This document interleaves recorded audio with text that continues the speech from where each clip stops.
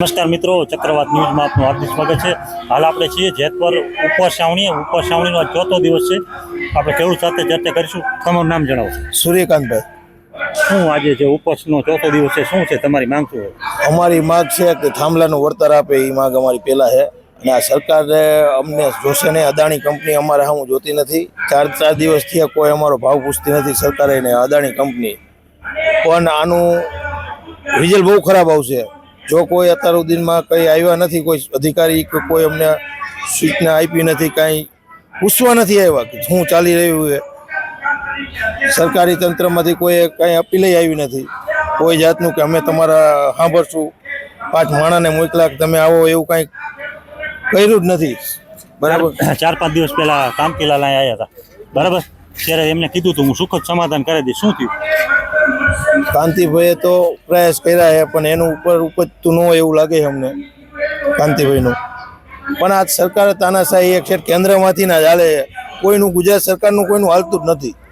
અમિત શાહ અને મોદી સાહેબ કે ને એમ જ ચાલે છે, તાનાશાહી બેની છે। અંગ્રેજો કરતા એ મોટું તાનાશાહી ભોગવે। હમણાં 2 દિવસ પહેલા જીતુભાઈ વાઘાણીએ કૃષિ મંત્રીએ કીધું કે જે ગામમાં વિરોધ હોય ખેડૂતનો, અહીંયા લાઈનનું કામ બંધ રાખવું। શું કહેશો, તમારા ગામમાં કેમ છે? જીતુભાઈને પૂછવામાં, જેતપુરનો પ્રશ્ન પૂછવામાં આવ્યો તો જીતુભાઈ મીડિયાને આખા કરી દીધા। એ વિશ્વક્રમાંક આપણા પ્રદેશ પ્રમુખે આખા કરી નાખ્યા મીડિયાને। બોલવા જ નથી માંગતા આંદોલન વિશે કાંઈ સાચું, એ બોલવા નથી માંગતા ખેડૂતનો સાચો મુદ્દો। આ તો સરકાર ખેડૂત અમે તાનાશાહી કરે। અત્યારે આંદોલનમાં કેટલા ગામના ખેડૂતો જોડાણા? અત્યારે કાલ સુધીમાં 55 થી 60 ગામના ખેડૂત જોડાણા હતા। કાલે શું કાર્યક્રમ હતો રાત્રે, અને આજે શું? કાલે કાર્યક્રમ અદાણીનું બેસણું હતું, એમાં 4000 માણસનું હતું। આજુબાજુ ગામના 55 ગામના માણસો આવ્યા હતા, અને આજે ડાયરો છે, લોક ડાયરો, એમાંય માણસ એટલું ઉપડી પડશે। તમે બીજા ખેડૂતોને શું સંદેશ આપવા માંગો?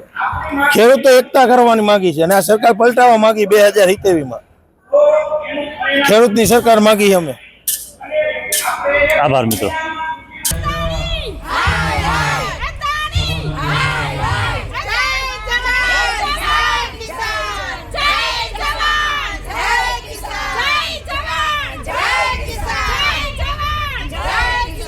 તો ખેડૂતો સામે ઠગી થાય તો મારે સહયોગ દેવાની ફરજ આવે છે। તનથી નહીં પણ મનથી, ધનથી સબ કુછ ન્યોછાવર કરી અને હું સહયોગ દેવા તૈયાર છું। અમારું પડદરી તાલુકાનું દોમડા ભાઈઓના ગામ, અને અમે પડદરીના, લોધિકાના 2-3 ગામ છે, કાલાવડના 2-3 ગામ છે, એ બધા ખેડૂત આવ્યા છીએ અને સમર્થન આપીએ છીએ। શું તમારી માંગ શું? અમારી એક જ માંગ છે, લાઈન રિવર હોય, રિવર એની આજુબાજુમાં ખરાબો હોય તો એ ખરાબામાંથી અમારે ત્યાં તો લાઈન પસાર થઈ શકે એમ છે, તોય છતાંય આ લોકોને ખેડૂતને ખેતરની અંદર લાઈન નાખવી છે। એટલે અમારો મેઇન પ્રશ્ન તો પેલો એ છે કે ભાઈ જો રિવરેથી લાઈન એને જ્યાં ઠેકાણે પોગાડવી છે ત્યાં વહી જતી હોય તો પછી ખેડૂતના ખેતરમાં નાખવાનું કારણ શું? એને બસ એટલું કારણ કે એને સીધું પડે, સસ્તું પડે, એટલે ખેડૂતના ખેતર ખૂંદવા છે, એને બીજું કાંઈક છે ને। અદાણીને કમાવા દેવા આ સરકાર અદાણી હાટું જ કામ કરે છે, ખેડૂત હાટું કોઈ હાટું કામ કરતી નથી। પાસેથી લાઈન પસાર થઈ શકે એમ છે, અમે એને નકશો પણ આપ્યો છે કે ભાઈ હા, તો એને થોડોક ફરવા જવું પડે ને થોડોક ખર્ચો વધે છે, તો એ લોકો એ ખર્ચો ઓછો કરવા હાટુથી ખેડૂતના ખેતરમાં લાઈન નાખે છે। અમારે બાજુનું ગામ છે ઊંડ ખીજડીયાથી નગર વેપડિયા, ત્યાંથી રિવર છે, મોટી રિવર છે, ઊંડ રિવર છે, એની બાજુમાંથી લાઈન એને જેતપુર જે લાઈન અમારે પછી આગળ દેવડા ગામ આવે, દેવડા ગામ પાસેથી એ લાઈન ત્યાં જોઈન્ટ કરવાની છે, ત્યાં સુધી જ લઈ જવાના છે। અમારા ગામથી લગભગ 25 કિલોમીટર, ત્યાંથી જેતપુરની, જે જેતપુર આવે રાજકોટ જિલ્લાનું, એ જ્યાં પાવર સ્ટેશન છે ત્યાં ભેગી કરવાની છે, તો એ ત્યાં થઈ શકે એમ છે, તોય છતાંય ખેડૂતના ખેતરમાં જઈને લાઈન નાખવી। ભાઈ પાદરિયા છે, મારું ગામ દોમડા ભાઈઓના છે, પડદરી તાલુકામાં આવે છે। વસ્તુ એવી છે કે આજે મોદી સાહેબ એમ કહે છે ખેડૂત મજબૂત હશે તો દેશ આગળ આવશે, તો મોદી સાહેબના કહેવાનું એવું થાય છે, તો પછી આમાં પ્રશ્ન મોદીને આપણે કહેવાનું એવું છે કે ખેડૂતને તકલીફ પડે છે તો દેશ ક્યાંથી આગળ આવશે? મોદી સાહેબ એક બાજુ એમ બોલે છે કે ખેડૂત મજબૂત હોવો જોઈએ, આર્થિક વિકાસ તો થશે, આમાં ખેડૂત મજબૂત તો છે ને, ખેડૂત તો ભાંગી જાય છે. જે લોકોને મોટા ખેડૂત છે 40 વીઘા 50 વીઘા, મોટા ખેડૂત હોય કે નાના ખેડૂત હોય, મારે 5 વીઘા જમીન છે. દોમડા ભાઈઓનો મારું નામ જિગ્નેશભાઈ દામજીભાઈ પાદરિયા.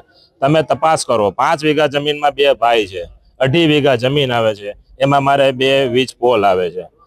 એક પણ મારી સાઈન લીધી નથી, મને જાણ કરી નથી, છતાં આવી રીતે વીજ પોલ કેવી રીતે પોસિબલ, શક્ય કેવી રીતે છે? આનું કંઈક નિવારણ કરો. આમાં તમે વળતર, કોઈ વસ્તુનું કાંઈ વળતર મને પૂછવામાં જ નથી આવ્યું. વળતરની વાત તો પછી છે.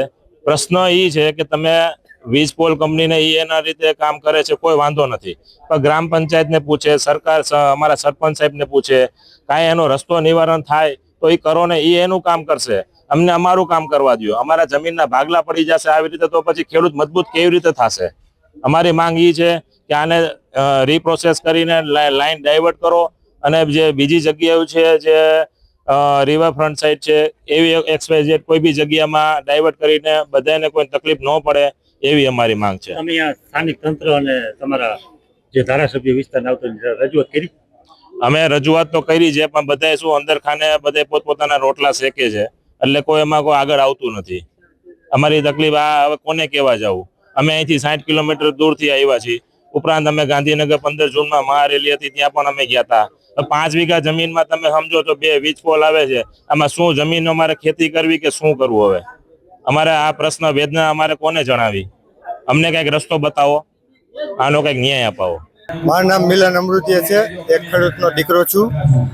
અને આજે જે આ છાવણીનો જે કાર્યક્રમ ચાલી રહ્યો છે જેતપર ગામે, અને આજથી હું કહેવા માંગુ છું કે મોદી સાહેબને કે જે વિશ્વગુરુની વાત કરી રહ્યા છે, તો તમે જોઈ શકો છો કે આ રીતે શું વિશ્વગુરુ બની શકશે?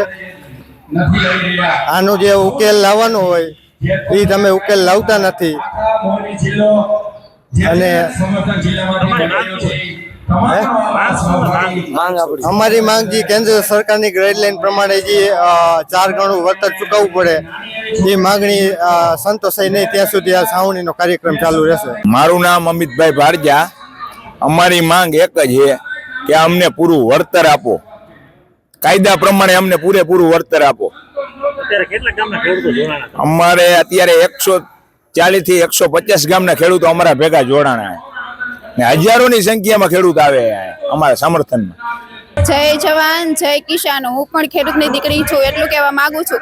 ડ્રેસ ભલે ગમે તેટલો ડિજિટલ બની જાય, પણ અનાજ તો કોમ્પ્યુટરમાં નથી ઉગવાનું ને, અનાજ તો ખેડૂતના ખેતરમાં જ ઉગવાનું છે. સાહેબ, અદાણીને કઈ ગમે તેવો પાવર કર, કંપની સામે પાવર કર, તું ખેડૂત સામે પાવર ના કર. અને તને એવું હોય તો એકાઉન્ટમાં જમા, ખેડૂતના એકાઉન્ટમાં જમા કરાવી દે 5-5 કરોડ રૂપિયા. હવે તો અમારી માંગ એ છે કે કલેક્ટર સાહેબ 16 નીચે હુકમ કરે છે, જે કાયદાનો ઉપયોગ કરીને 1885ના એ જ કાયદા પ્રમાણે વળતર આપે ને, એ અમારી પહેલી માંગ છે. કારણ કે એ જ કાયદામાં લખ્યું છે ઓછામાં ઓછું નુકસાન અને વધુમાં વધુ વળતર. પણ કલેક્ટર સાહેબ આ તંત્ર ખાલી કામ કરવા માટેનો ઓર્ડર આપે છે, નહીં કે વળતર માટેનો. અમારી માંગ એવી છે કે વળતર માટેનો ઓર્ડર કરે જલ્દીમાં જલ્દી. હું વાવડી ગામની દીકરી છું. હું એટલું કહેવા માંગુ છું કે જ્યારે અમે કચ્છમાં ફરવા ગયા ત્યારે અદાણી પોર્ટ જોવા ગયા, તો અમારે અદાણીમાં એન્ટ્રી કરવામાં અમારા કેટલા બધા પુરાવા લીધા, એને ઓફિસોમાં મોકલા, આધાર કાર્ડ માંગ્યા, અમારી પાસે ઘણા પુરાવા માંગ્યા, છતાં અમને એન્ટ્રીમાં એટલી બધી વાર લાગી. અને અમારા ખેડૂત ભાઈના ખેતરમાં વગર પૂછે એમને થાંભલા સીધા ડાયરેક્ટ નાખવા માંડ્યા. તો આ ક્યાં ઘરનો કે આ મેસેજ નરેન્દ્ર મોદી સુધી પહોંચવો જોઈએ. અને અમારા ખેડૂત ભાઈઓને એકતાનો જરાય પણ પીછેહટ કરવાની જરૂર નથી. જય જવાન જય કિસાન. માધ્યમથી સરકારને પણ અમે કહી કે તમારા હાથ ખોટના દીકરાને આજ તમે જે આંગળી મૂકી, જ્યાં હાથ મૂકોની વસ્તુ દીધી, પણ આ વખતે એને ખોટી જગ્યાએ હાથ મૂક્યો છે, એટલે સમજાવી દઈજો, નકર હાથ જ નહીં રહે.